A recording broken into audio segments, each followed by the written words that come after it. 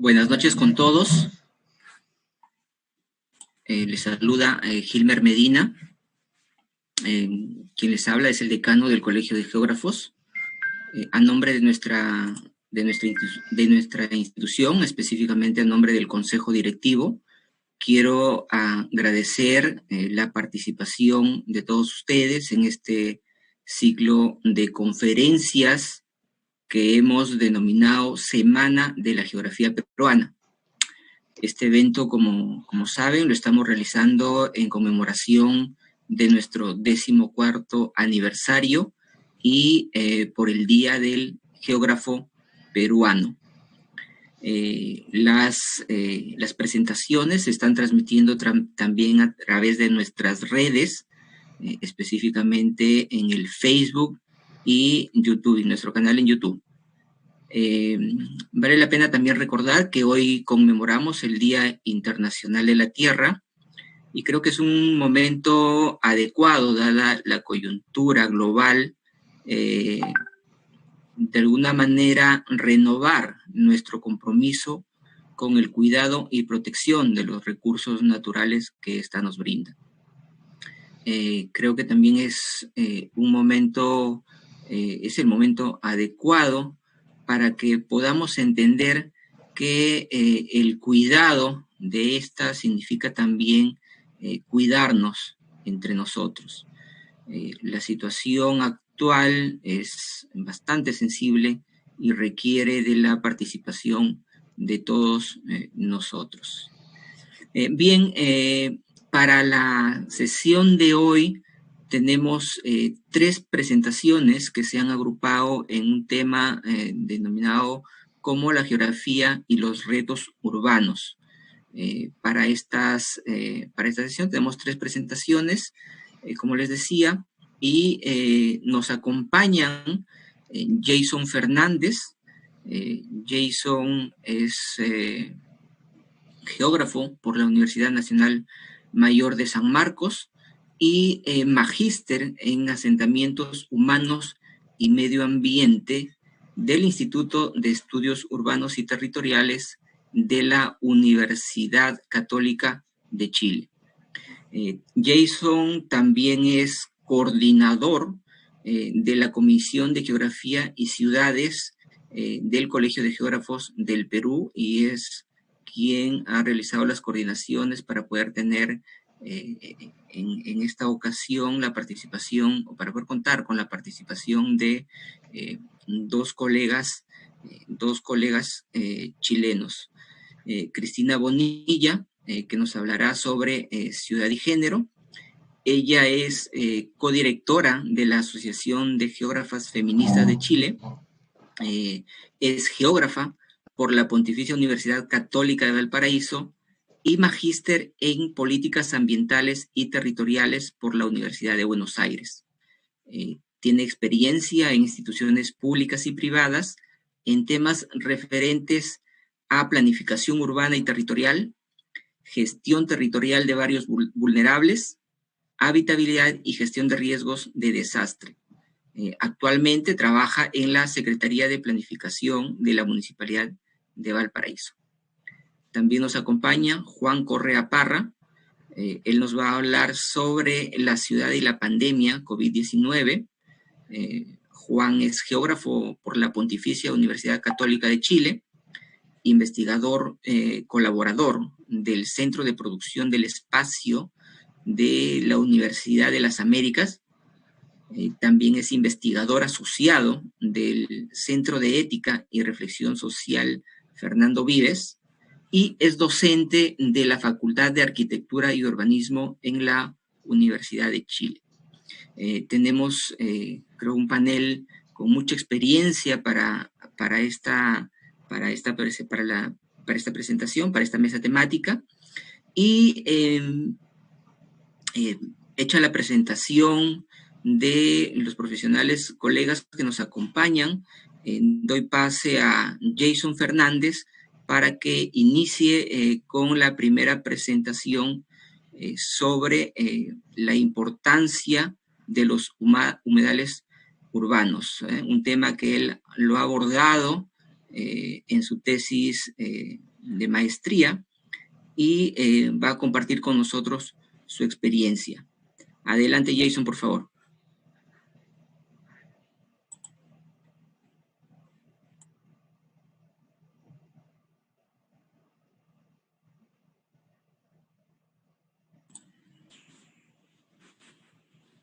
Jason, ¿me escuchas?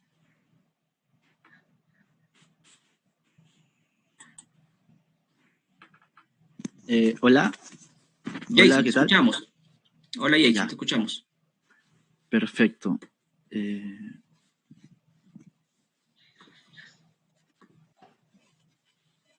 Voy a compartir en estos momentos la presentación.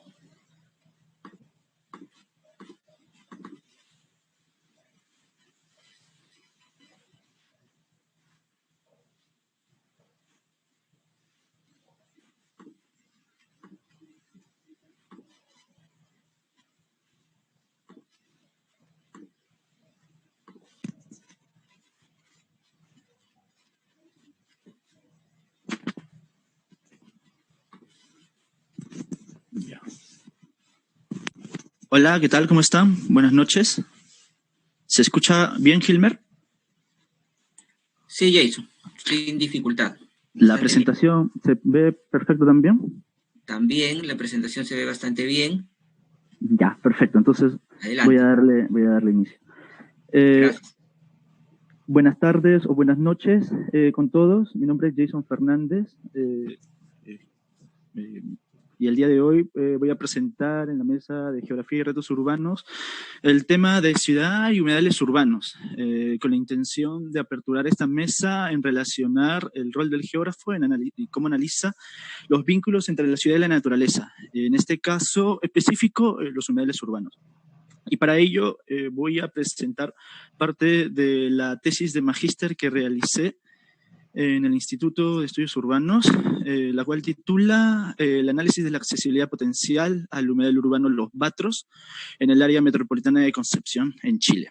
Esta investigación se hizo bajo el Fondos Irregular Urban Cots, con la guía, bajo la guía de la profesora, de la doctora Carolina Rojas. Entonces, para iniciar con la problematización, tengo que darle un poco de la relevancia a estos humedales urbanos, los cuales tienen un reconocimiento de manera institucionalizada, por ejemplo, Ramsar, por los diversos servicios ecosistémicos que posee. Entre ellos, los de mayor realce está el de recreación.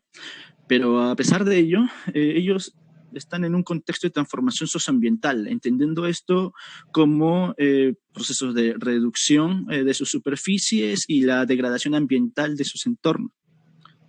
Por los procesos de urbanización o urbanización extendida que se está dando especialmente aquí en América Latina. Como se ve en la imagen, diversas ocupaciones a partir de inmobiliarias comienzan a ocupar estos ecosistemas. Ante ello emerge un enfoque de planificación urbana sustentable reflejado en diversas agendas internacionales, como Nueva Agenda Urbana Hábitat, el Objetivo de Ciudad Sostenible, la Agenda 2030 de Objetivo de Desarrollo Sostenible, en específico el ODS 11, y también a nivel local, específico en Chile, con el Sistema de Indicadores y Estándares de Desarrollo Urbano, el CIEDU. Pero a nivel de investigación, se puede encontrar se puede encontrar evidencias realizadas por investigadores como Reyes y Figueroa, de la Barrera y Reyes y Rojas, Paz, Barbosa y Carrasco, cuyos estudios se han realizado en Santiago de Chile, en Temuco y Valdivia, empleando diversos indicadores de accesibilidad. Por un lado, desarrollan accesibilidad y conectividad a áreas verdes, entendiendo áreas verdes como parques y plazas, identificando estas superficies que son mayores a 5.000 metros cuadrados a 300 metros. En la otra investigación se ve indicadores de cantidad, la dotación, los metros cuadrados por habitantes, la calidad, forma y la cobertura vegetal que están dentro de estas áreas verdes, y la accesibilidad en tiempo o de distancia hacia esa área verde. Y también, el único caso encontrado respecto a accesibilidad a espacios naturales, no espacios verdes, es el realizado por Rojas, empleando métodos de bandas adaptativas según distancia euclidiana en encuestas de movilidad. Este humedal Los Batros, el caso de estudio que realicé, se encuentra en la región del Biobío. Y en la región del Biobío se encuentra el área metropolitana de Concepción. Este caso es particular porque posee una diversidad de ecosistemas, como se ven en el mapa. Se ven humedales urbanos, se ven cerros isla, se ve el río en general. Entonces es una ciudad que particularmente está muy conectada con todo su sistema natural. En este caso yo elegí para este tema de investigación el humedal urbano Los Batros, localizado en la comuna de San Pedro de la Paz. La particularidad de este humedal urbano es que se encuentra en la actualidad en un contexto sociopolítico y ambiental de relevancia. Ambiental porque ahora es un santuario de la naturaleza, una figura de protección aquí en Chile, porque posee una biodiversidad de pajonales, aves, estacionarias, diversidad de peces. En ella también se realizó una intervención por parte del MIMBU, del Ministerio de Urbanismo aquí en Chile, y que se entregó a la Municipalidad de San Pedro de la Paz, llamada el Parque Humedal Los Batros, que es una intervención que está acorde a los criterios de sustentabilidad del humedal.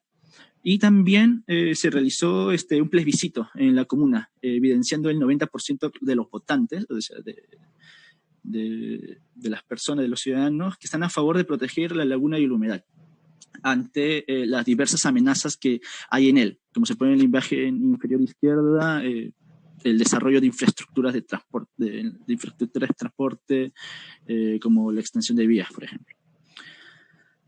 Este humedal es parte estructurante de la comuna, una comuna que posee el 61% de plazas y un 39% de parques dentro de su superficie, la cual solo son 3 parques y 2 plazas las que superan la hectárea.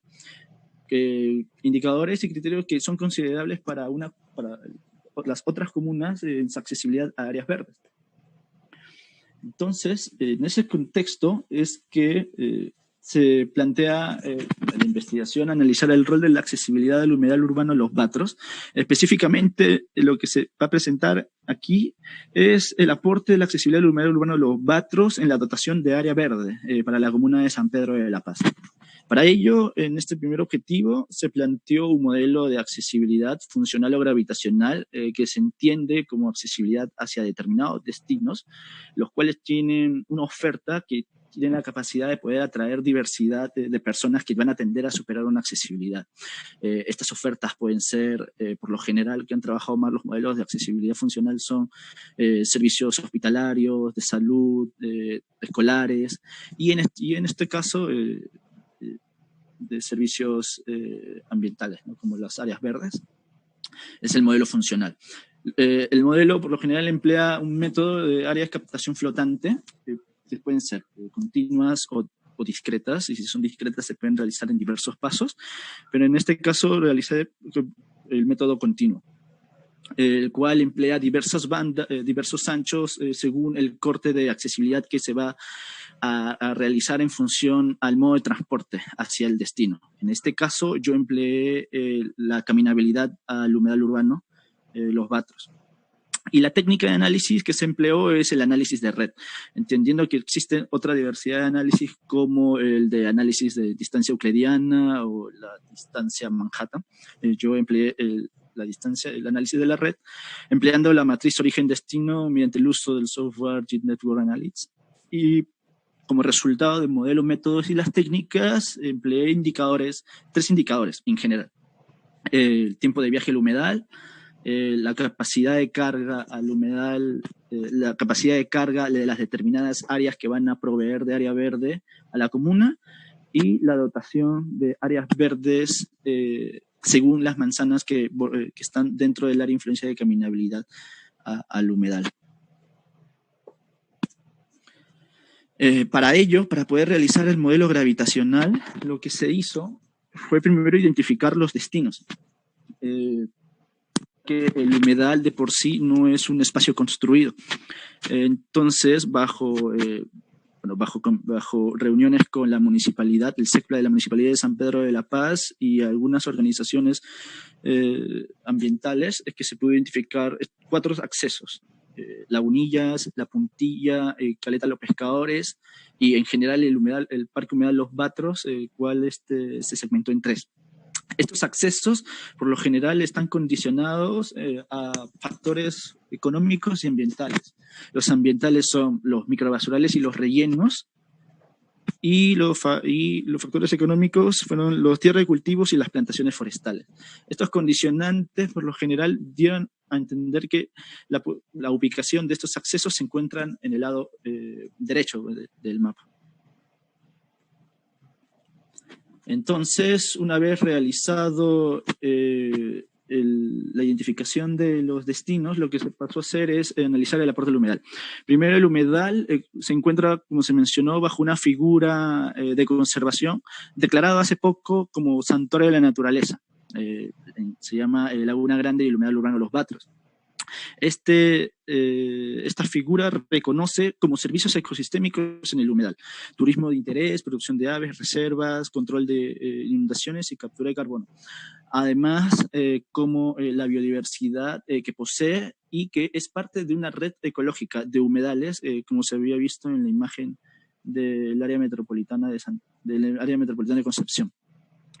Estas dos características le dan un valor patrimonial, que bien lo realza como infraestructura para la ciudad de Concepción,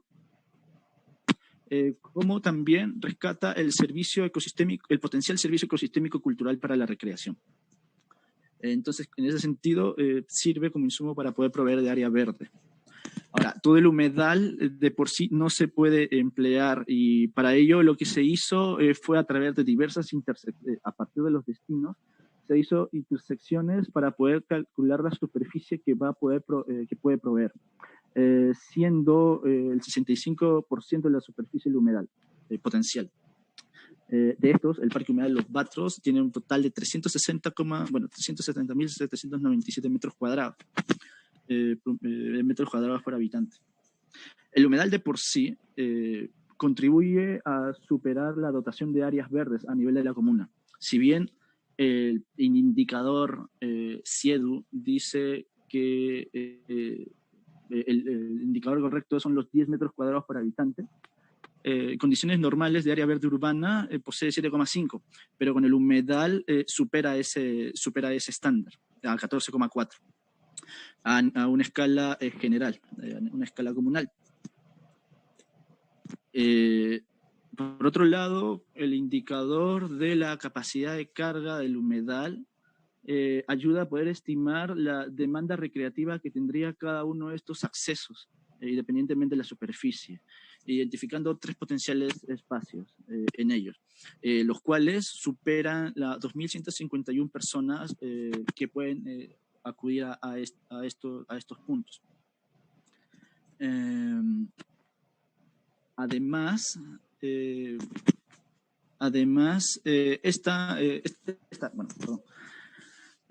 estos humedales poseen una determinada capacidad de carga que pueden proveer de dotación a la comuna de San Pedro, las cuales también se pueden reflejar a nivel de manzana, evidenciando una desigualdad socioambiental. Por ejemplo, hay condiciones normales, la distribución de los metros cuadrados por habitantes tiene una distribución hasta los 64,2 metros cuadrados por habitante.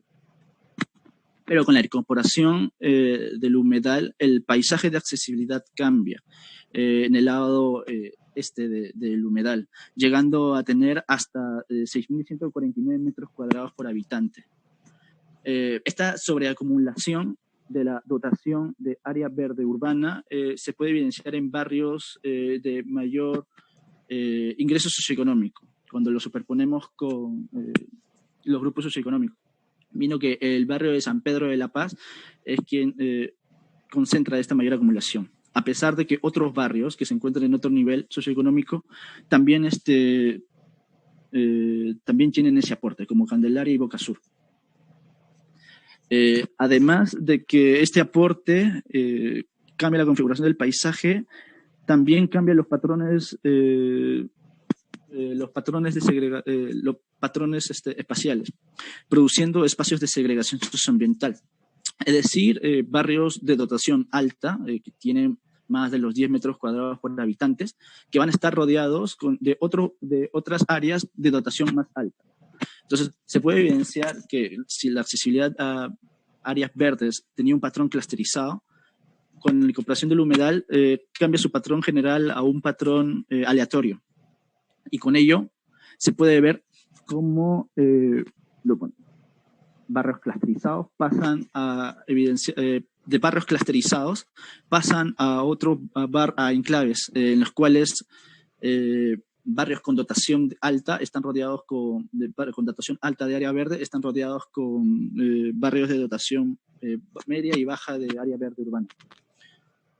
Entonces, este fenómeno también se puede inferir de que estos espacios pueden producir procesos de gentrificación verde, ya que puede surgir una especie de enverdecimiento de un área verde, y además de que el área verde está vinculado a mejor calidad de vida por los diversos beneficios que posee. Bueno, en general, con ello se saca como una síntesis de que el humedal sirve como servicio ecosistémico de recreación y tal aporte puede producir como tal desigualdades y segregación socioambiental. Además, cabe resaltar que los indicadores mencionados hay que tener en cuenta los condicionantes y cómo los condicionantes económicos y ambientales y cómo estos pueden influir en la producción de las distancias del acceso al humedal. Además, tener en cuenta a la hora de analizar la accesibilidad, la capacidad de carga en la planificación de los destinos recreativos del humedal. En términos generales, una de las limitaciones que se pudo ver en la investigación fue la la disponibilidad de información de movilidad, ya que este modelo de accesibilidad está realizado o está hecho en función de los destinos y la capacidad que los destinos pueden atraer personas. Pero sería bueno también, lo que hizo falta fueron información de movilidad, de saber los motivos y otras características más de la movilidad de las personas hacia el humedal. Bueno, y cosa que también se realizó dentro de los otros dos objetivos. Además, también hubo problemas en la definición de la unidad de área mínima modificable, ya que todos los resultados que se desarrollaron eran con valores continuos y no se podría, había un poco de limitación a la hora de realizar los análisis geoestadísticos con otro tipo de variables para poder profundizar un poco más en el análisis. Y en general, como reflexión final que daba un poco la tesis, era preguntarse por qué dar accesibilidad a espacios verdes y no a un mall, que era parte de la coyuntura de los Batros. Se sacaba como conclusión de que estos humedales proporcionan lugares de ocio para la interacción social y la integración comunitaria, el reforzamiento del servicio ecosistémico de recreación. Por ende, también crean sentidos más fuertes de cohesión social y comunitaria asociados a alivio, estrés, elevación y espíritu, los cuales se ven reflejados en los resultados del plebiscito, por ejemplo. Además de que también crea posibilidad de participar en eventos y actividades sociales que aumentan la sensación general de bienestar de las personas, que es como se viene desarrollando. Y otra reflexión sería cómo proveer y cómo dar accesibilidad a espacios verdes, pues mediante el enfoque de la planificación del desarrollo urbano sustentable, que busca integrar la ciudad con su infraestructura verde en un sistema de espacios abiertos mediante diversos planes, planes verdes, plan de movilidad, plan de infraestructura verde, que busquen aumentar por lo general el área verde dedicada ligado a la equidad y al acceso. Y eso es, en términos muy general, lo que quería presentar.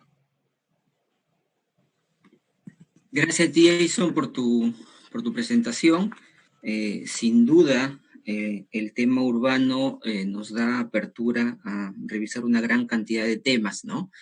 Y lógicamente para nuestro caso, para nuestras ciudades, para las ciudades del Perú, abordar la problemática de los humedales es fundamental. Lima, por ejemplo, tiene varios humedales que han sido gravemente afectados, ¿no? A pesar de su importancia, como bien lo has mencionado, por su importancia, básicamente a través de los servicios ecosistémicos que brinda, servicios de recreación, que al menos en nuestro país son bastante limitados o al menos no se consideran mucho en los procesos de planificación y sobre todo en la gestión de estos espacios, ¿no? Y algo que también lo has mencionado y en la literatura se recoge de manera bastante importante, que es la contribución a la salud pública, ¿no?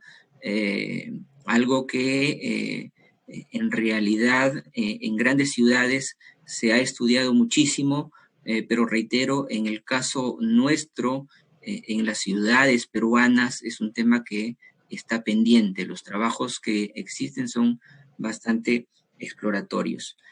Jason, tenemos aquí algunas preguntas. Por ejemplo, aquí tenemos una pregunta de Paolo Rodríguez que nos dice, ¿cuáles serían las estrategias que se deberían usar para que las autoridades locales y población valoren los humedales, ¿no? Esto en un contexto local, es decir, en el contexto peruano, está asociado a los temas de degradación que mencionaste al inicio, ¿no?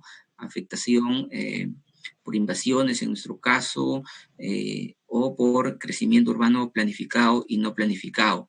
Entonces, ¿cómo es que funciona este tema en el caso que tú has estudiado y un poco qué se debería hacer, ¿no? O qué se debería usar, dice, para que las autoridades locales y la población valoren o valoremos más los humedales?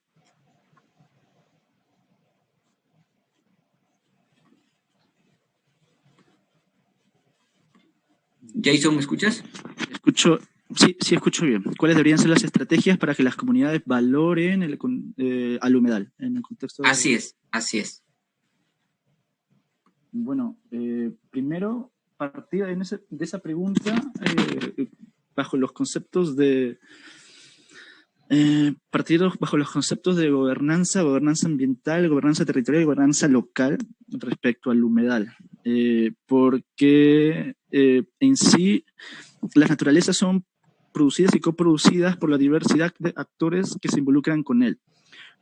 Comunidad local, vecinos, los cuales se organizan a partir de organizaciones ambientales, los cuales están a favor de, pueden estar en contra de un humedal, ya que un humedal tiene diversas características o amenidades.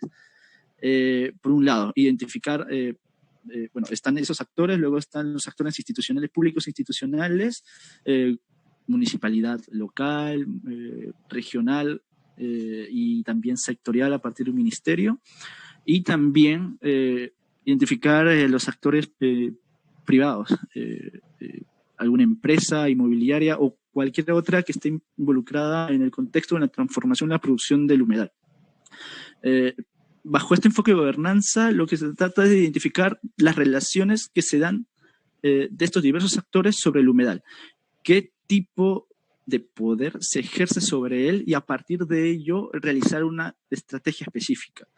En el caso de San Pedro de la Paz, es una comuna la cual el resultado de plebiscito da a entender que la comunidad está comprometida con ella y que la municipalidad de por sí también está comprometida con la conservación de ella. Por otro lado también, a nivel del gobierno central, el MIMBU, el Ministerio de bueno, a nivel del gobierno central, hace poco se formuló una ley, la Ley de Protección de Humedales Urbanos, la cual también evidencia una voluntad de poder conservar estos humedales. Entonces, cuando uno realiza la radiografía de la articulación de los diversos actores, es que puede plantear estrategias. En este caso, ya, se realizan diversos espacios de encuentro, se realizan diversos espacios de encuentro en el humedal por parte de las organizaciones ambientales. Hacen recorridos guiados, avistamiento de aves, y en específico focalizan grupos de interés. Pueden ser colegios, pueden ser universidades, investigadores, etc. Luego también mostrar a las municipalidades lo interesante y lo importante que puede ser de por sí ya el valor ecosistémico del humedal y también como una estrategia de planificación. los cuales les sirven también como especies de experiencia exitosa en la conservación. Tanto a nivel local como a nivel central. Ya que, bueno, reforzando estos dos tipos de actores es clave, ya que el tercer actor, que son las inmobiliarias, siempre están presentes y siempre buscan la forma de cómo, también tienen diversas estrategias y buscan la forma de cómo poder intervenir, transformar el humedal. Por un lado, pueden, no sé, emplean diversas amenidades y comienzan a convencer a los propios vecinos y decir, mira, este humedal no es bueno y yo te puedo prometer suelo urbano, ya que, por ejemplo, en el caso peruano, tienes escasez de suelo urbano. Entonces, ocupemos este humedal y te proveo yo de suelo. Entonces, tenemos que, en ese caso, se identifican mucho también las estrategias de los actores privados y cómo ellos intervienen para poder ocupar ese humedal. Bueno, en síntesis, en general, es eso. Tratar de identificar esas iniciativas, esas estrategias que de por sí ya realizan estos actores institucionales públicos y locales, tratar de fortalecerlos independientemente y tratar de buscar la forma de cómo integrarlos. Cómo integrarlos, y también desde la academia no perderle el paso a las diversas estrategias que emplean los actores privados como las inmobiliarias Bueno, eso. Gracias, Jason. No, sin duda, la experiencia en humedales en Chile creo que es bastante interesante y me has hecho recordar la importancia y en realidad la resonancia que ha tenido la ley de humedales urbanos, ¿no? Creo que es un caso que más adelante debemos revisar específicamente porque también nos da bastante cobertura para poder desarrollar algunos trabajos alineados en nuestro país.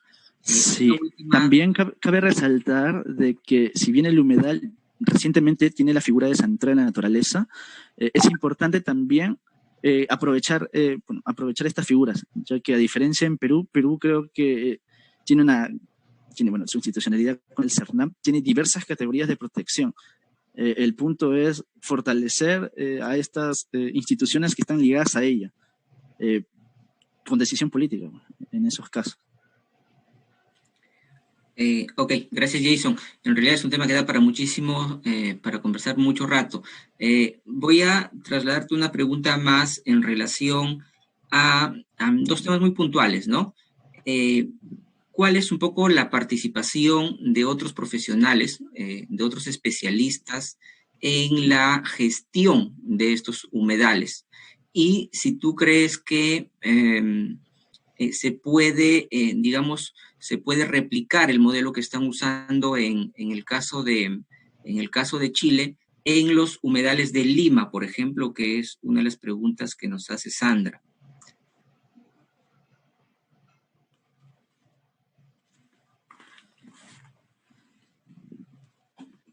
Por favor, ¿puedes repetirme la pregunta? Sí. Hay un par de preguntas que las estoy resumiendo, ¿ok? La primera está asociada a la participación de otros profesionales en la gestión de los humedales, o qué otros profesionales participan en la gestión de los humedales urbanos.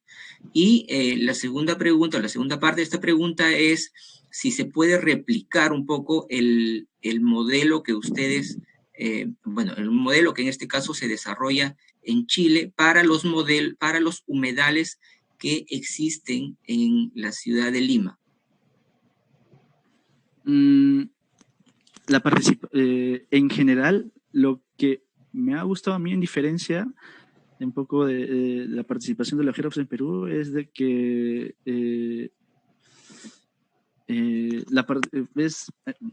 va a depender el caso y la problemática o la situación de cada humedal, y en función de la problemática es que se trabaja un determinado equipo. O sea, en términos formales pasa lo mismo que en Perú, de que existe una intervención pública y la intervención pública realiza un estudio con profesionales X. A nivel académico lo que sí a nivel académico me gusta mucho la interdisciplinaridad que hay, y va a depender mucho del contexto del humedal. Okay. Hay una participación por parte de sociólogos para poder analizar la percepción y la valoración de los servicios ecosistémicos, así como de antropólogos, sociólogos, los mismos geógrafos, así como hay participación de geólogos, de oceanógrafos, de disciplinas de las ciencias naturales para poder delimitar e identificar un humedal, porque también es otro tema de interés, ya que su definición de por sí es compleja. La participación es amplia, y el geógrafo cumple un rol muy mixto, no solamente el de generar el mapa, sino también el de profundizar en la espacialización de las relaciones que se dan en la intervención o en la producción de estos humedales. Y respecto al modelo, el modelo que presenté es un modelo para ver el modelo de accesibilidad espacial para determinar en cuánto aporta los metros cuadrados por habitante o la dotación de área verde un humedal a una determinada área urbana. Es un modelo que se puede replicar para cualquier tipo de oferta que pueda proveer algo. En este caso también, bueno, los humedales, sí. Se tienen que hacer algunos reajustes dependiendo del contexto, sí. Dependiendo de qué es lo que requiere el modelo. Entre ellos son los accesos, los destinos, en sí la cantidad de superficies. Lo que yo hice en este ejemplo solamente fue determinar superficies a través de buffers, pero también se tiene que cuestionar un poco la sensibilidad de cada uno de estos buffers, ya que no todo el humedal puede ser aprovechado como servicio de recreación. Bueno, el modelo se puede replicar, sí, pero va a depender mucho del contexto.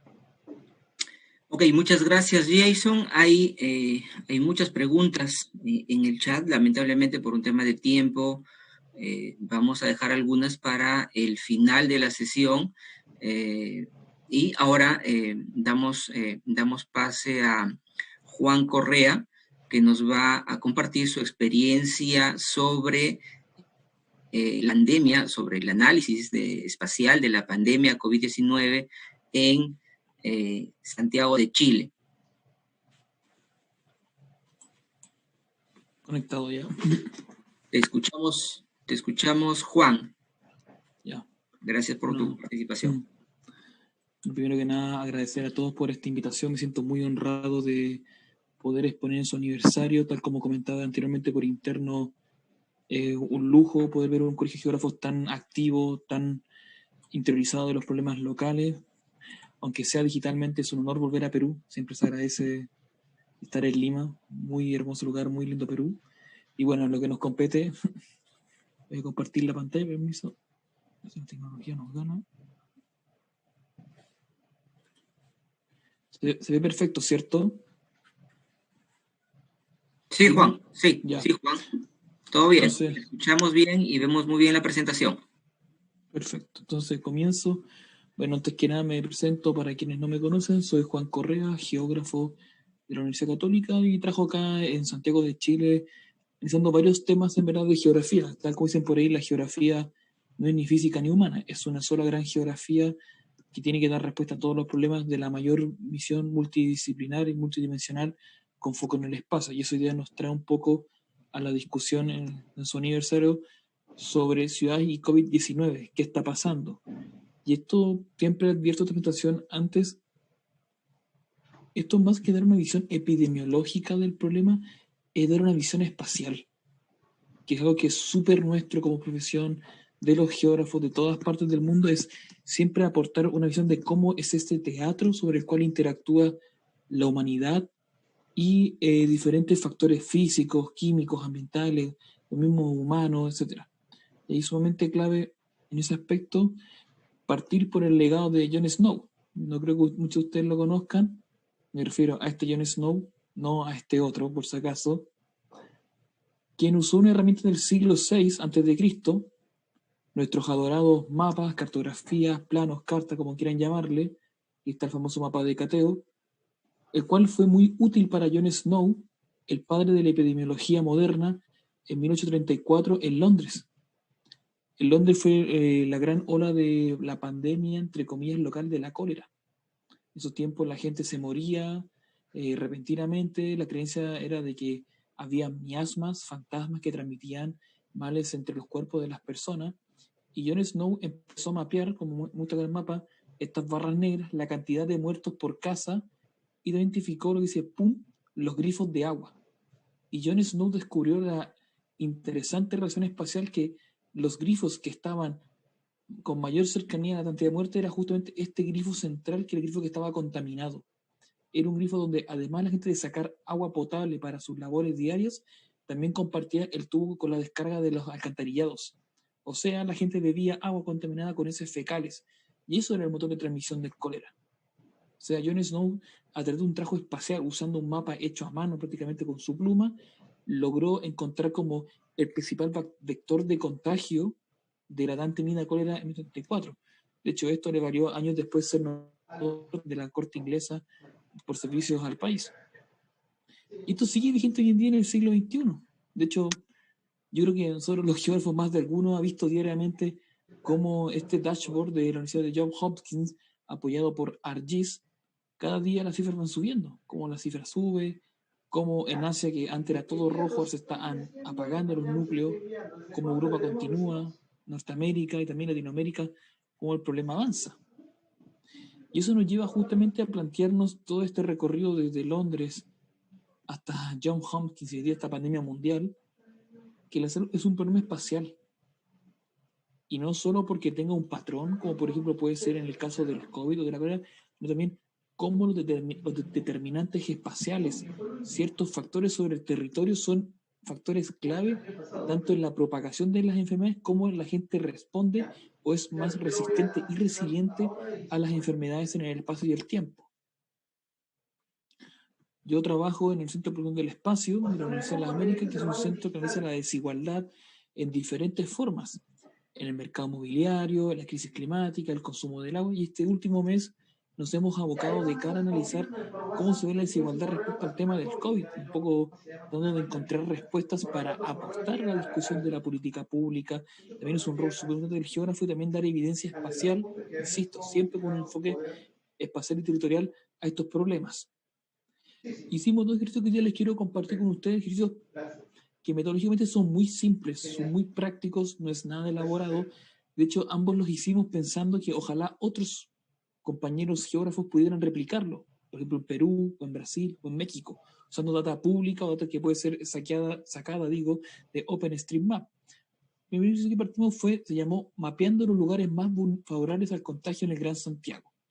Esto fue realizado hace ya más de un mes, cuando recién comenzaron los contagios del COVID-19 en el Gran Santiago. Nos preguntamos cuáles serían las zonas con mayor peligro de contagiarte, estando recién en fase 2.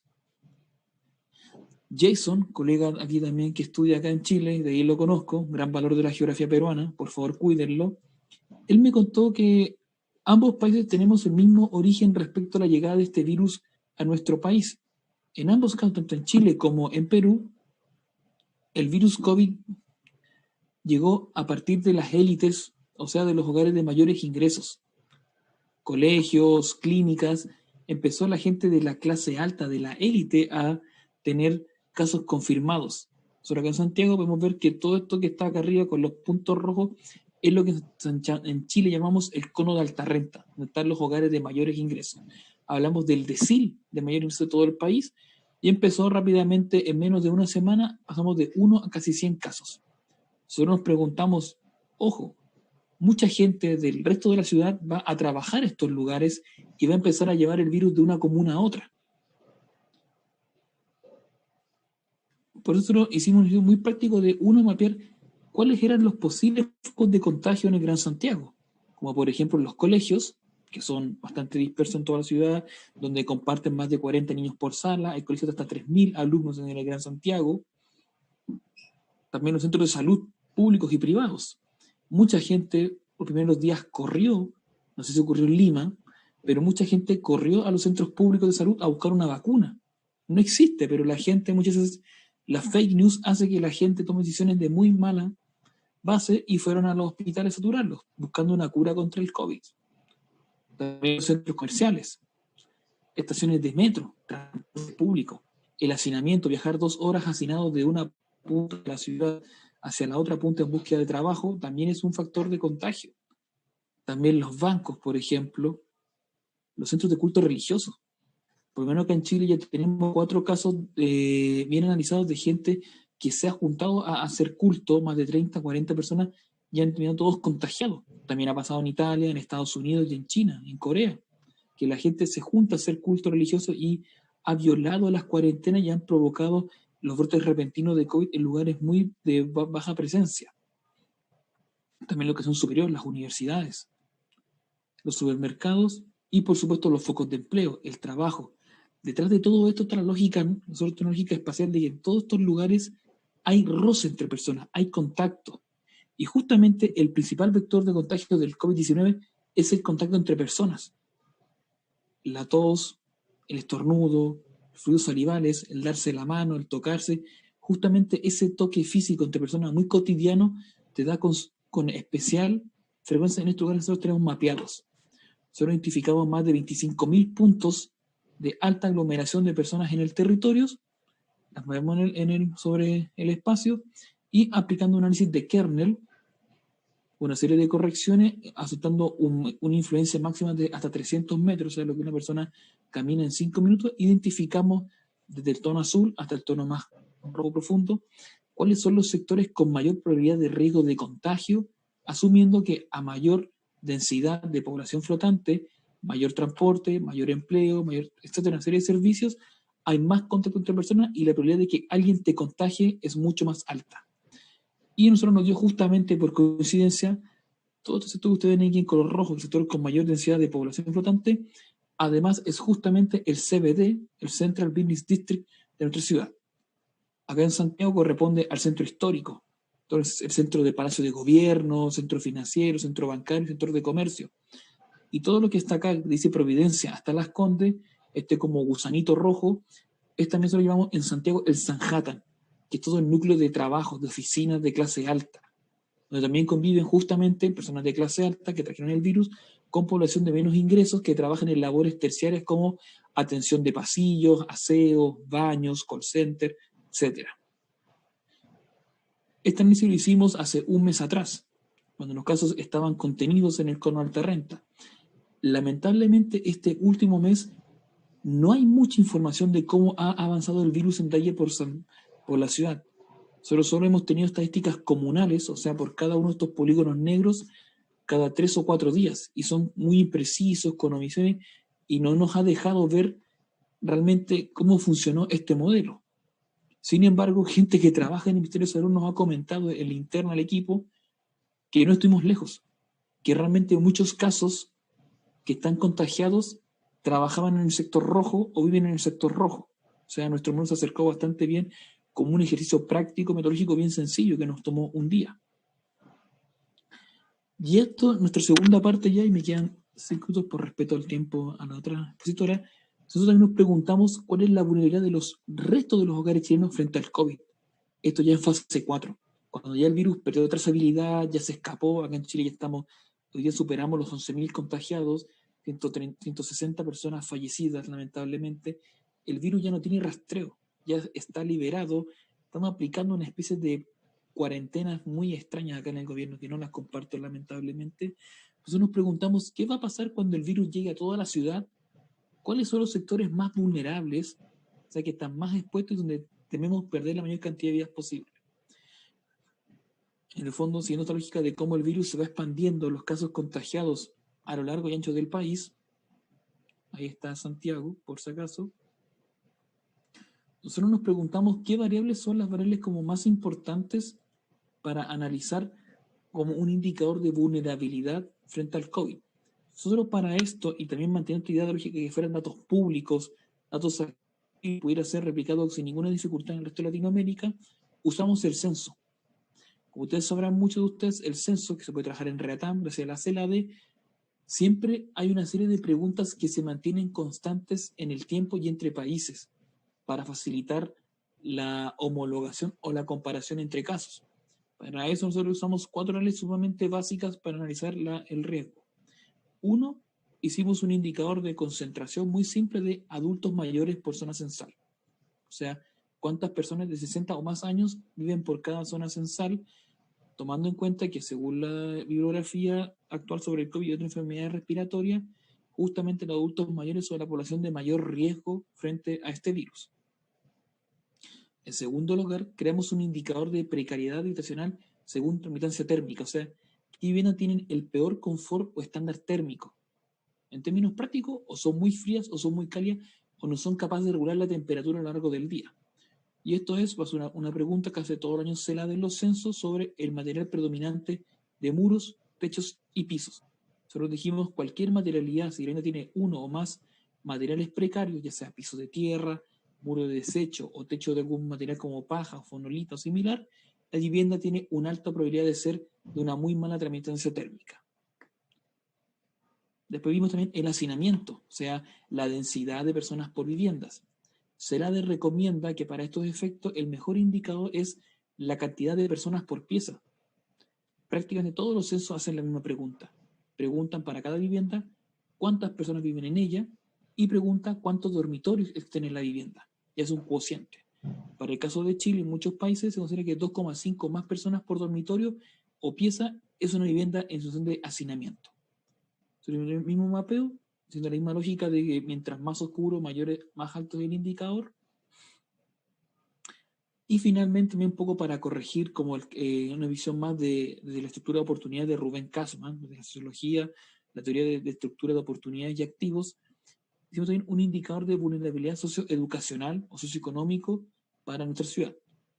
¿Cómo lo hicimos? ¿Cómo nos evitamos usar los grupos socioeconómicos, el NSE, todo esto con metodologías técnicas que usa ADIMAC, por ejemplo, en Chile y en Perú? Solo simplemente usamos otra pregunta que es muy común en el censo, los años de escolaridad del jefe de hogar.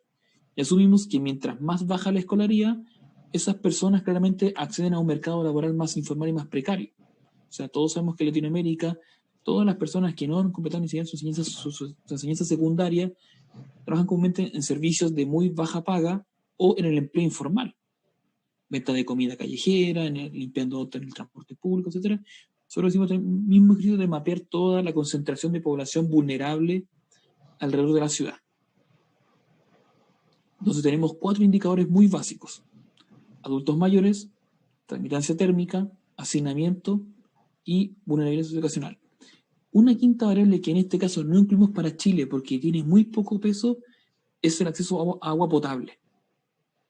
Chile, a diferencia de otros países latinoamericanos, tiene una cobertura de agua potable súper alta. Nosotros estamos llegando casi al 97% de cobertura nacional de agua potable, ya sea por cañería de grifo o a través de estanques sanitizados en como torretas de agua.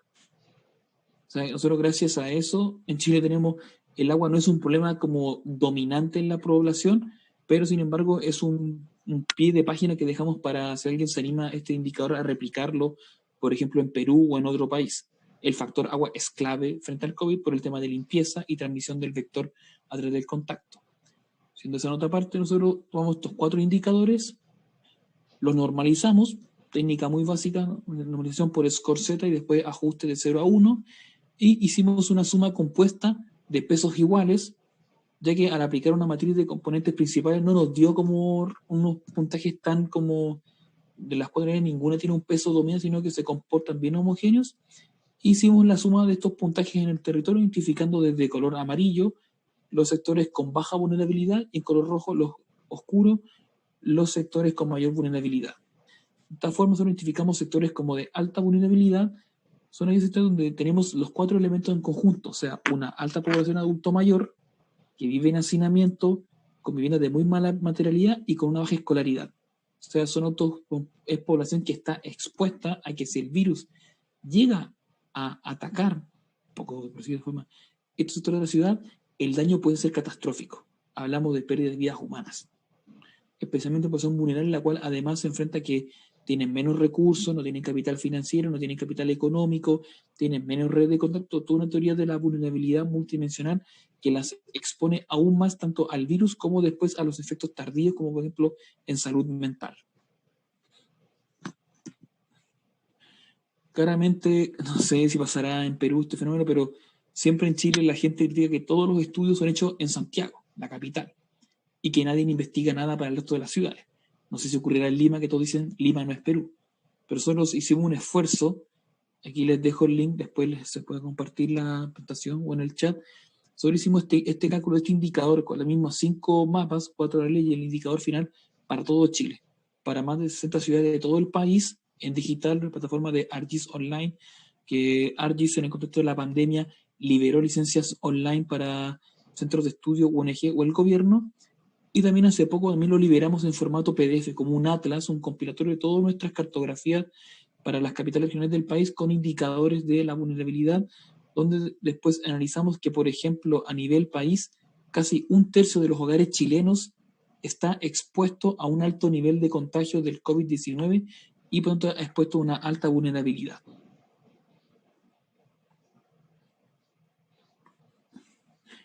Eso sería de momento. Espero haber respetado el tiempo. Reitero mis agradecimientos y quedo abierto a cualquier duda, consulta o comentario al respecto. También les dejo mi correo, mi Twitter. Me demoro un poco en responder, estos tiempos están un poco agitados, pero ante cualquier interés, sobre todo los invito a los geógrafos, a los colegas y también geógrafos, por supuesto, a replicar estos indicadores, a hacer el desafío ¿qué pasa en Lima? ¿Cómo se comporta el virus y cuáles son las poblaciones tal vez más expuestas o más vulnerables ante una expansión del virus? Muchas gracias.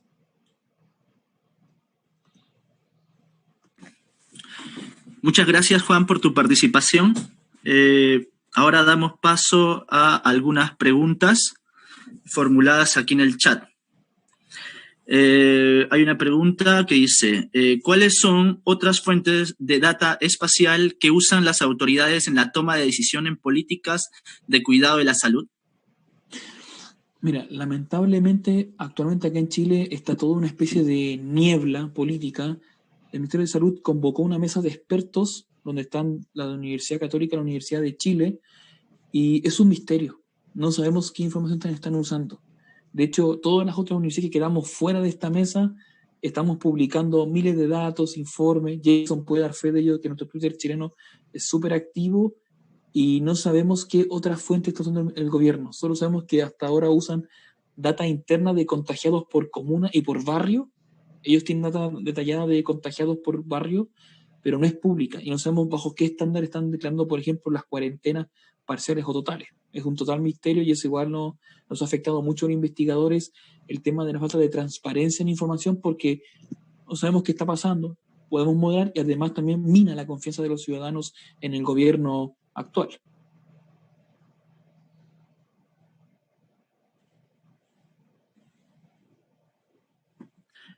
Perfecto.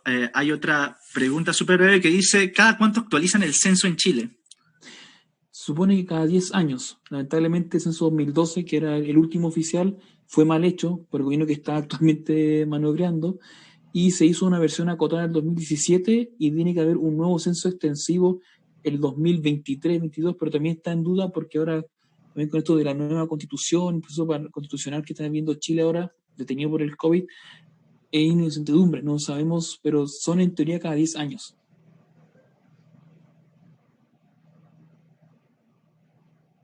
Perfecto, Juan. Muchas gracias por tu participación.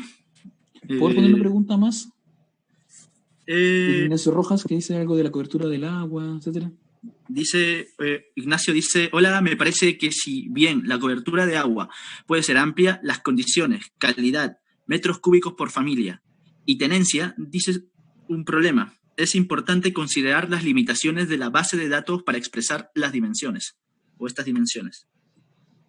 Sí, respuesta muy simple. Lamentablemente los censos son abreviados y siempre hacen preguntas muy como, ¿usted dónde accede su agua? Llave, balde, acequia o noria. O sea, los censos no pueden hacer preguntas como, por ejemplo, ¿cuál es el pH de su agua? ¿Cuántos metros cúbicos? Sino, ni siquiera las familias podrían responder esas preguntas. Siempre hay que apostar a una especie de respuestas simples para preguntas complejas.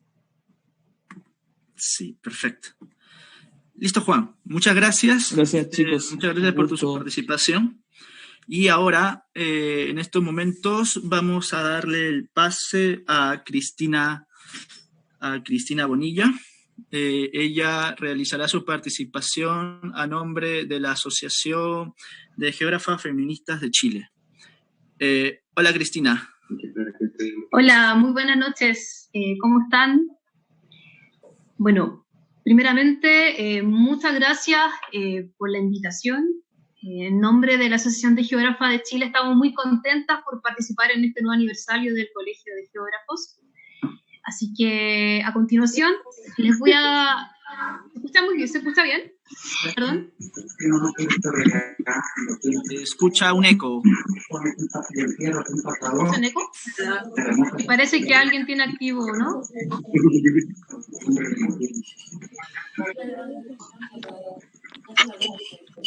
Pero en ese caso,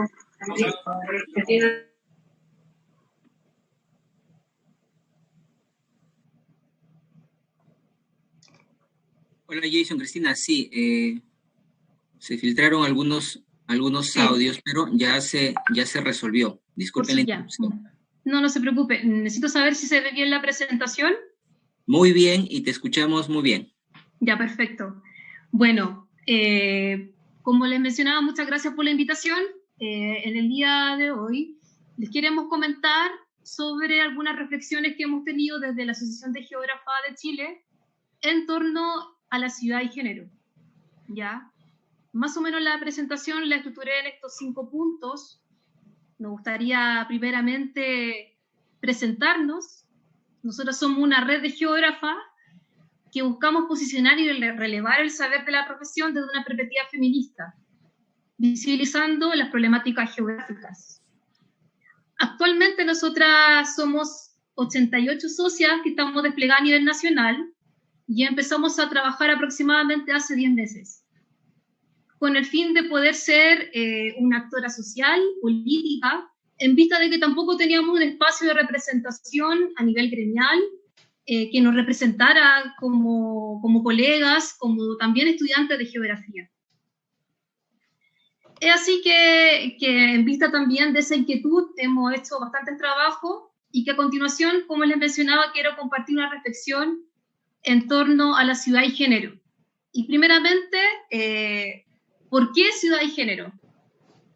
Cuando nosotros hablamos de género, lo consideramos como una herramienta que es conceptual, y es una categoría de análisis, la cual nos permite reconocer la diferencia y las desigualdades que existen entre hombres y mujeres, por supuesto. ¿La diferencia en qué sentido? En el sentido de la construcción y en el uso del espacio geográfico. Toda construcción social. Ya existe una relación que es jerárquica en esa producción de espacio, el que es patriarcal.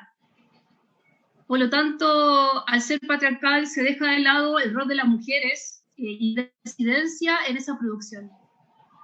Ahora, cuando agregamos el concepto de ciudad, es indudable que la miremos desde esa perspectiva, justamente desde este trabajo que tenemos como asociación, ya que por supuesto que quienes toman las decisiones de cómo hacer ciudad, de cómo planificamos la ciudad, históricamente han sido los hombres. Entonces, esto ha hecho que nosotras, como percibimos la ciudad, sean como lugares inseguros, tanto para nosotras como mujeres, pero también cómo lo ven también y lo percibe la disidencia. En definitiva, nosotras sabemos que las ciudades no son iguales para los hombres y para las mujeres. Y también en esto se incluye cómo también las personas de distinta edad, de distinta etnia, opción sexual, también se sienten excluidas. Ahora, por ejemplo, existen algunas situaciones que ocurren en la ciudad que nos hacen pensar de por qué no están pensadas en las mujeres. Primeramente, por ejemplo, para dar un ejemplo, tiene que ver con el diseño de los espacios públicos, que sabemos que es hostil, tanto para el tránsito de las mujeres, porque cuando nosotros concebimos el espacio como concepto, sabemos que es producto de una construcción social, ¿cierto? Donde se manifiestan y potencian las relaciones de poder de distinto orden, de subordinación también, entre las que se encuentra, el género. ¿Ya? Como otro punto en discusión de lo que sucede en la ciudad tiene que ver la relación del trabajo remunerado y no remunerado que realizamos las mujeres, donde nosotras trabajamos más horas que los hombres, porque a esto se le agrega las labores de cuidado que tenemos, que en general asumimos las mujeres.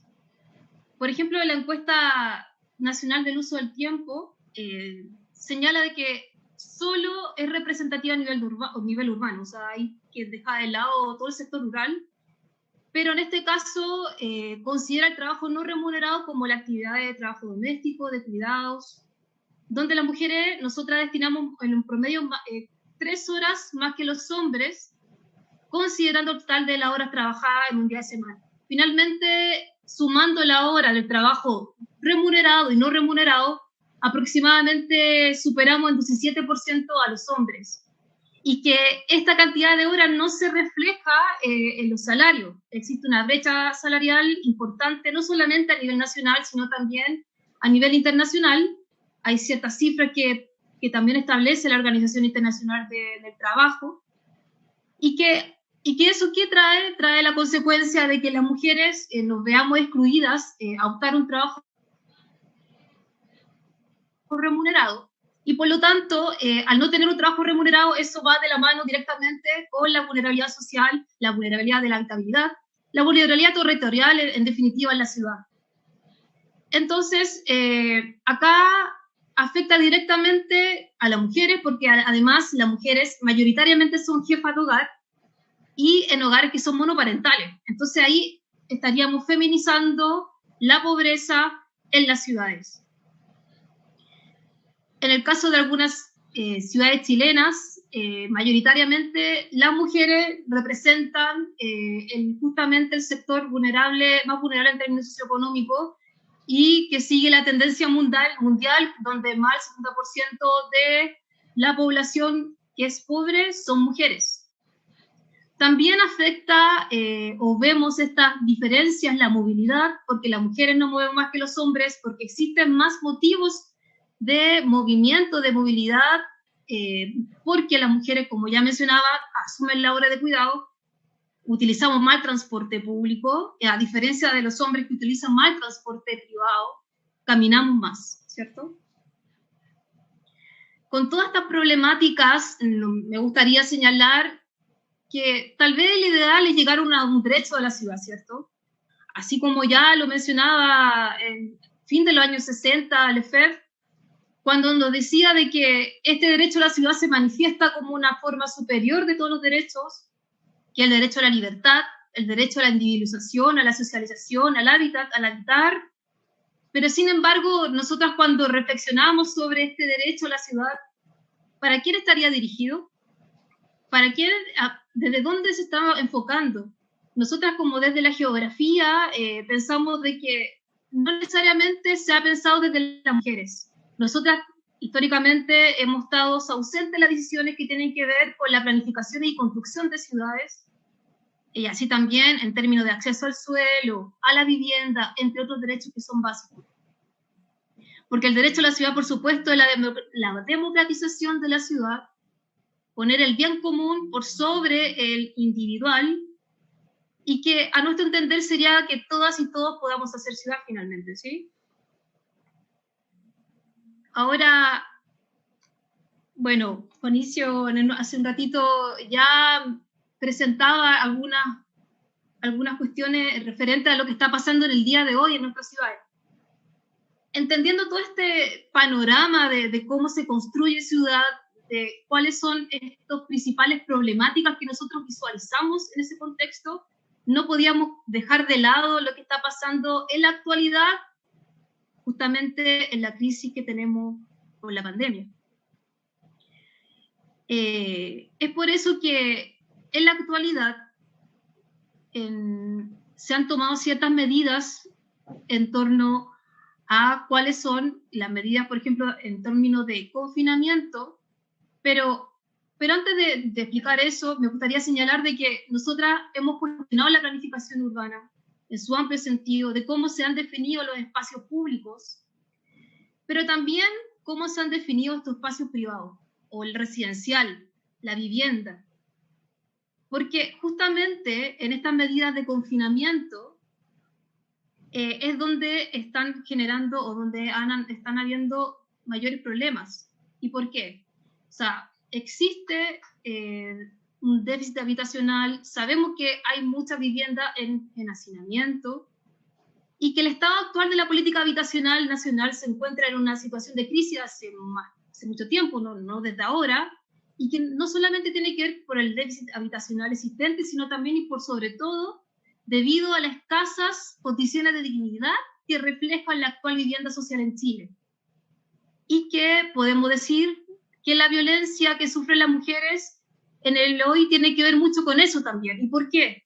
Bueno, existen estudios donde se pueden asociar las condiciones de diseño de las viviendas, como por ejemplo, como mencionaba, el hacinamiento, el allegamiento. El mapa que ustedes pueden ver ahí demuestra el hacinamiento del Gran Santiago.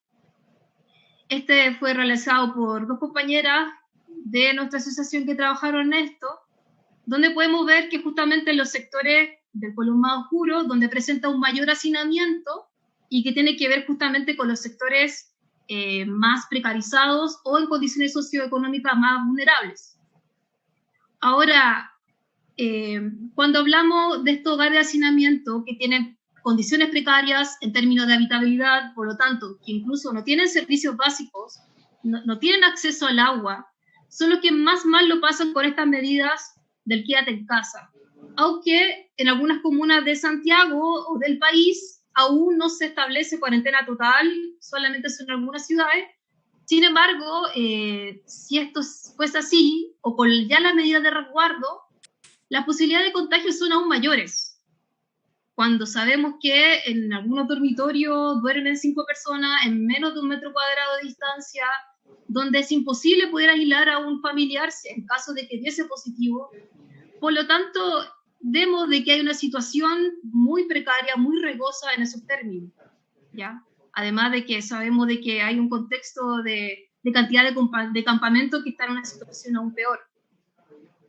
Sumado a esta situación de precariedad habitacional que afecta a las mujeres, o sea, a la familia y por sobre todo a las mujeres, acá queremos como compartir qué sucede ahora entonces cuando a esto nosotros le agregamos la situación de violencia intrafamiliar, que no solamente se ha presentado por este contexto, sino que es una cuestión histórica, pero que justamente podemos relacionar de que existe una relación directa entre el déficit habitacional y los hechos de violencia intrafamiliar. Ahora, nuestra asociación, junto con la Fundación Vivienda, hace un par de meses, una semana atrás, pudo evidenciar esta situación, donde en los sectores de mayor precariedad y déficit habitacional existe una directa correlación con situación de violencia intrafamiliar contra las mujeres. O sea, las mayores concentraciones de agresiones están en la zona más vulnerable en términos socioeconómicos, que justamente son los colores más oscuros que ustedes pueden ver en el mapa que está visualizándose. Ahora bien, como han existido ciertas medidas de cuarentena, como mencionaba, solo en algunas comunas, se señala que aumentó incluso en un 70% las denuncias por violencia intrafamiliar. Y que incluso no necesariamente son los sectores vulnerables en términos socioeconómicos los más afectados, sino que todo lo contrario.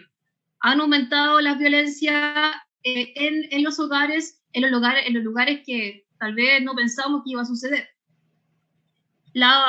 En este caso, la Organización Nacional, la ONU Mujeres, en este año ha señalado que han aumentado los riesgos de violencia contra la mujer y contra las niñas, especialmente por la violencia doméstica debido a las tensiones que suceden en el hogar. Ha aumentado también por las medidas que sabemos que el gobierno no ha establecido de manera muy clara, que ha generado un panorama más de incertidumbre que otra cosa. De acá queríamos citar a Ana Falú cuando ella señala que la violencia que se ejerce en los espacios públicos sobre las mujeres adquieren una similar situación puerta adentro, ¿ya? Por lo que podemos decir que la violencia urbana que sufren las mujeres en otras ciudades en la actualidad no distingue clase social, ¿ya? Y bueno, por último, para también en honor al tiempo, algunas reflexiones que nosotros hemos considerado tomando todo este panorama, es que acá podemos mencionar entonces que podemos pensar en urbanismo feminista, ya que ha tomado cierto vuelco, cierta fuerza en los últimos años, ya que por el caso también de experiencias de colectivos y organizaciones feministas, como en este caso fue el colectivo PUN 6 de España, han puesto de relevancia el feminismo en el urbanismo, ya que es el marco teórico y de experiencia que nos anima a destruir esas dicotomías que nosotros vemos actualmente, la jerarquía y los privilegios también que hemos visto en el uso de los espacios y en la manera en que se configuran también dichos espacios. Así también podemos verlo como una manera de poder transformar la sociedad. Ana Falú en este caso señala de que entregar la perspectiva de género en la planificación urbana contribuye a ciudades más seguras y que es relevante, por lo tanto, que pensemos y construyamos una ciudad donde las mujeres se puedan apropiar de sus derechos y recuperar las calles, el espacio público, el entorno, todo. Asimismo, poder avanzar el reconocimiento de los derechos de otros colectivos excluidos de la ciudad. Por lo tanto, este urbanismo desde una mirada o un enfoque feminista puede poner la vida de las personas en el centro de las decisiones urbanas, el ideal, ¿o no? Reconociendo la diversidad de vivencias y experiencias. Ahí hablamos en términos de la diversidad de género, identitaria, sexual, diversidad funcional, movilidad, etcétera, movilidad reducida, etcétera. Eso, o sea, si nosotros llegamos a eso, sería una manera de hacer un urbanismo más inclusivo, donde todas y todos podamos ser parte de la construcción de espacios, de la construcción de ciudad. Eso. Quería agradecer. Muchas gracias nuevamente al Colegio de Geógrafos del Perú por esta tremenda iniciativa, instancia. Para nosotras es un orgullo poder participar desde acá, desde Chile. Esperamos también de que pueda servir un poco la experiencia y atenta también a las preguntas que puedan surgir. Acá les dejo también nuestras redes sociales para que nos puedan seguir y escribir. Muchas gracias.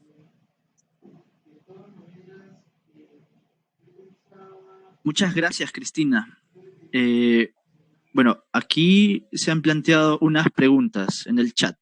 La primera es, ¿cuál sería la contribución geográfica de género a la construcción de ciudad? Considerando que el enfoque menciona que la ciudad está para una población varonil. ¿Cuál sería la construcción de género? ¿Cuál sería la contribución geográfica de género a la construcción de ciudad? Considerando que el enfoque menciona que la ciudad está para una población varonil o una población de hombres. O sea, la contribución geográfica de género a la construcción de ciudad es muy importante en el sentido de que aporta una perspectiva muy distinta a la que históricamente se ha considerado. ¿Y por qué? Porque si nosotros miramos el diseño de tanto, voy a decir como harto ejemplo, por ejemplo, cuando se plantean ciertos instrumentos de planificación o cómo se están diseñando las ciudades, no necesariamente en esas decisiones participan mujeres, o sea, no hay una perspectiva ni siquiera como tan integral. Por eso creemos que es importante como poder contribuir desde la geografía como ciencia, disciplina por supuesto, pero también desde el enfoque de género, considerando de que es una perspectiva integral que además aporta en términos como metodológico y de observación, porque es una categoría de análisis, entonces nos permite reconocer las diferencias, las desigualdades que existen entre hombres, mujeres, en la construcción y en el uso del espacio geográfico. Por eso es importante como considerarlo desde la disciplina de la geografía y desde la geografía de género, considerando estos aspectos, porque sabemos también que la geografía como disciplina nos aporta una mirada integral, o como se le dice, holística, para entender los fenómenos espaciales y territoriales. Espero haber respondido la pregunta. Se me mueven las preguntas, entonces, para leerlas. A ver, acá hay otra pregunta que dice, ¿cuáles son las iniciativas que deben tomar las geógrafas para formar una asociación, por ejemplo? ¿Cuáles son las iniciativas? Sí, ¿cuáles son las iniciativas que deben tomar las geógrafas para poder formar una asociación, como el caso... Bueno, acá importantísimo primero que puedan comunicarse, reunirse, juntarse, organizarse. Nosotras, como nuestra experiencia fue la inquietud de un grupo de compañeras de Santiago que hacen un llamado y que luego de esa inquietud nos sentimos llamadas muchas personas de distintas partes. Yo soy de Valparaíso, por ejemplo, que llegamos a ese encuentro y fue así, veamos qué sucede, veamos qué pasa. Y en verdad, nuestras primeras conversaciones fue para ver esas diferencias que vemos en la formación de geografía, que en general son hombres docentes, geógrafos en su mayoría, que son los que nos forman, y no necesariamente la formación desde las mujeres. Por lo tanto, tampoco recibimos esa educación y esa formación desde la perspectiva que yo mencionaba anteriormente, que es importante tenerla. Cómo nos sentimos nosotras como mujeres, a la vez también cómo nosotras generamos esa motivación, esa enseñanza, ese aprendizaje en el aula. No necesariamente nosotras esa formación la tuvimos. Entonces, primero es como tener la motivación, la organización, hacer el llamado. Tenemos ahora la oportunidad de las redes sociales que no es tan difícil poder convocar como justamente esta instancia. Entonces, creo que es solamente organización y ustedes mismas van a ver cuáles son los puntos en común que van a tener al momento de reunirse. Que para nosotras fue increíble ver cómo había un montón de situaciones que nos pasaron en nuestra formación de geografía y que también se trasladaron a nuestra experiencia más profesional, o ya siendo más grande, ya trabajando, cómo también vemos esas brechas y esas desigualdades, primero por ser mujeres y luego por ser mujeres geógrafas. Genial. Otra pregunta que dice, ¿cómo es que podemos abordar un concepto tan estructural como el patriarcado para poder diferenciar las percepciones de apropiación de espacio público? Perdón. Porque está como larga esa, ¿no? Sí. Es la última, ¿no? Sí, es una mixta, porque sí. hacen mención cómo poder abordar un concepto tan estructural como el patriarcado y cómo puede abordar este enfoque para analizar la apropiación de espacio público desde una perspectiva de género. Espera un poco. Sí, que tengo acá como que me gustaría leerla porque aquí está, que son como dos preguntas, ¿no? Sí, exacto. En una parte hacen mención a cómo poder abordar este concepto de patriarcado, que es muy estructural, para poder analizar sí, la percepción. Perdón. Sí, que está como rara la pregunta porque no sé si está... Pero más o menos entiendo que específicamente buscan... sí, está como que estoy viendo la pregunta, pero está como extraña porque dice, si el espacio geográfico que menciona está pensado por el patriarcado, entonces está mal redactada, entonces no entiendo muy bien la pregunta que va. Va sí, más o menos a la perspectiva de la apropiación del espacio público, desde el género. Sí. ¿Y cómo vincular estos dos conceptos, el concepto del patriarcado y las formas para analizar la percepción de la apropiación del espacio público? O si no entiendo muy bien la pregunta, pero porque estoy leyendo acá y está como enredada, entonces me confundí un poquito. Porque, a ver, ¿me la puede como mencionar cuál es? Porque está como muchas veces esa misma pregunta, pero escrita extraña, entonces como que... Sí, es que son...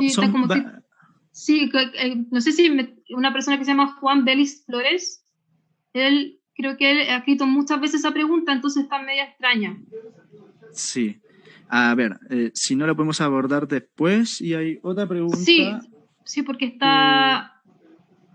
Porque mira, te la leo, dice, si el espacio geográfico que menciona está pensado por el patriarcado, para el patriarcado, y esto le hace la vida más hostil a las mujeres, ¿cómo explicaría que en el mundo hay más hombres como mendigos que mujeres? Entonces, como que está extraña la pregunta. Sí. Aquí hay otra pregunta que dice, el feminismo en lo urbano, ¿cómo mejoraría las estructuras de las ciudades después de esta pandemia? El feminismo del urbano, ¿cómo mejoraría? Las estructuras de las ciudades después de esta pandemia. Uy, qué tremenda pregunta. O sea, creo que si bien como la última parte de la reflexión final yo señalaba de que hay que avanzar sobre la posibilidad de trabajar o proponer un urbanismo más feminista, claro, suena bonito, suena como idóneo de poder llegar a eso. Ahora, la única manera de poder llegar a una posibilidad de hacer algo más transversal, de poder tomar estas perspectivas desde el género, desde el feminismo, es de que las políticas públicas vayan en ese rumbo. Porque tal vez desde los espacios donde nosotros trabajamos, en este caso de la asociación o de los trabajos que pueden hacer otras instituciones, no necesariamente desde el Estado, tal vez nosotros podemos llegar a generar un montón de propuestas. A la vez también de lo que han hecho tal vez organizaciones que llevan trabajando un montón de tiempo, pero finalmente todo esto se decide a partir de las políticas públicas. Y que en la actualidad nosotros estamos en vía de poder avanzar hacia un proceso de plebiscito que ha sido también suspendido por la situación de crisis de la pandemia, que iba a ser justamente esta semana, 26 de abril, que se aplazó hacia el mes de octubre. Nosotros pensamos de que una manera de poder cambiar eso y de cambiar lo que está pasando en la actualidad es hacer un cambio en la Constitución. Y para eso se requiere que justamente pueda seguir abordándose lo que nosotros queremos, que se apruebe esto, de que se puedan redactar, de que podamos levantar las organizaciones y los representantes de la sociedad y de la comunidad estas líneas que son relevantes de considerar. O sea, antes de la crisis por el COVID, habíamos ganado en parte en el Congreso de que exista la paridad de género en la redacción también de la Constitución. Entonces ahí ya había como un paso interesante para las mujeres, para las organizaciones feministas, incluyéndonos en eso, para poder avanzar justamente en hacer un territorio menos desigual, donde también podamos tener más oportunidades como mujeres, pero bueno, eso quedó más o menos estancado por la situación actual. Pero creo que por lo menos hay bastante ánimo desde varias organizaciones y colectivos feministas en poder avanzar, en conquistar el territorio, las ciudades y en todos los aspectos, y que por supuesto que dependemos de otras situaciones, de otras cuestiones que van más allá de esta esfera, ¿no? Son de las personas que deciden y además en el contexto en el que estamos. Genial. Aquí tengo dos preguntas. Una que dice, ¿qué estrategias y políticas se podrían considerar para el empoderamiento de la mujer en el espacio urbano? ¿Qué estrategias y políticas? Sí, ¿qué estrategias y políticas?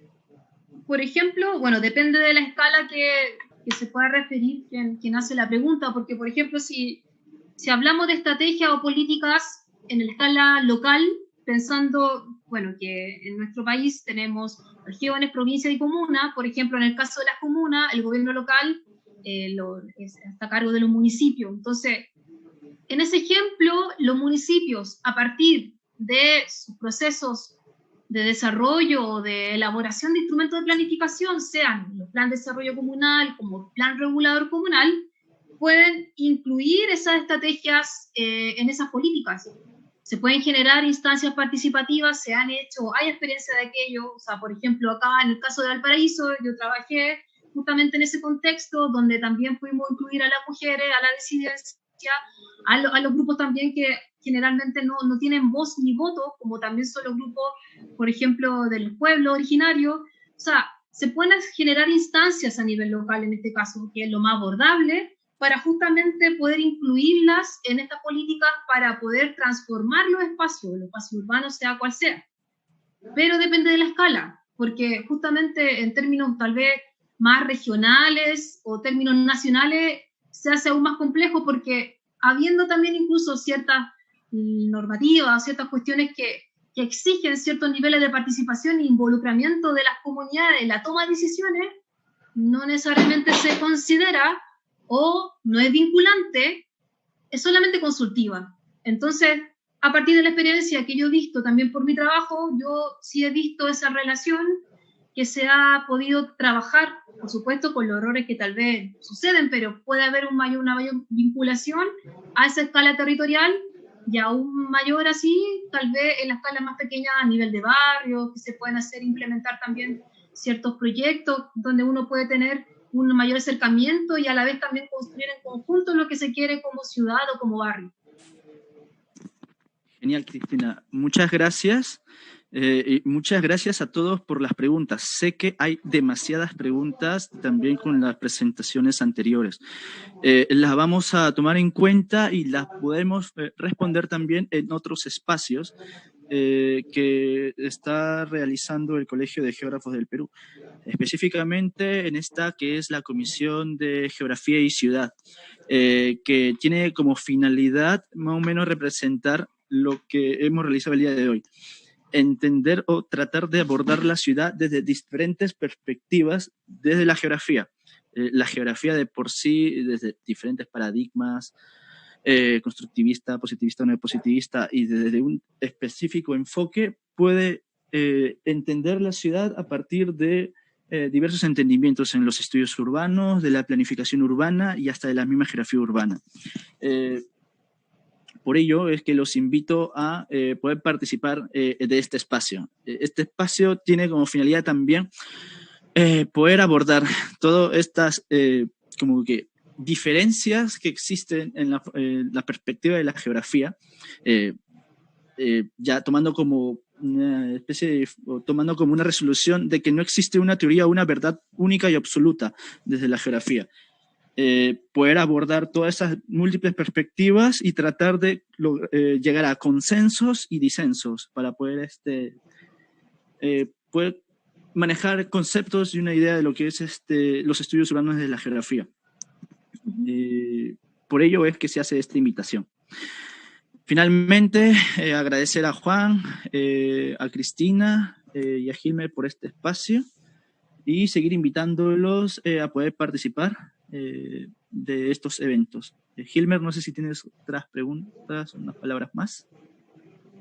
No, solamente reiterar nuestro agradecimiento a nombre del Colegio de Geógrafos del Perú, tanto para Cristina, para Juan y para ti, Jason, por la participación. Agradecer también a la participación de los colegas que nos siguen a través de esta transmisión y de nuestras redes. Sin duda, los temas que se han tratado hoy requieren de mucho más tiempo y probablemente de espacios específicos para seguir profundizando en su análisis.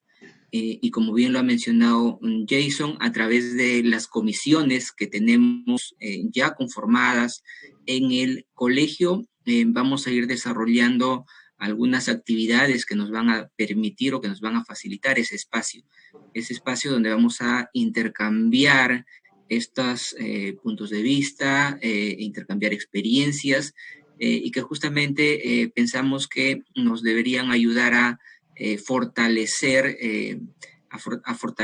la geografía desde los diferentes ángulos en los cuales los podemos abordar. Simplemente para terminar, invito a los colegas a seguir las presentaciones que tenemos para el día de mañana y el día viernes. Hay dos temas más que son bastante interesantes y relevantes para nosotros, así que transmito nuevamente la invitación y termino agradeciendo nuevamente a todos por su participación. Saludos para todos. Muchas gracias. Muchas gracias. Chao. Hasta luego. Chao. Hasta luego, que estén muy bien. Buenas noches. Chao, chao. Chao, Cristina. Que estén muy bien. Muchas gracias nuevamente. Gracias, chao, chao. Gracias, Jason. Gracias, Juan.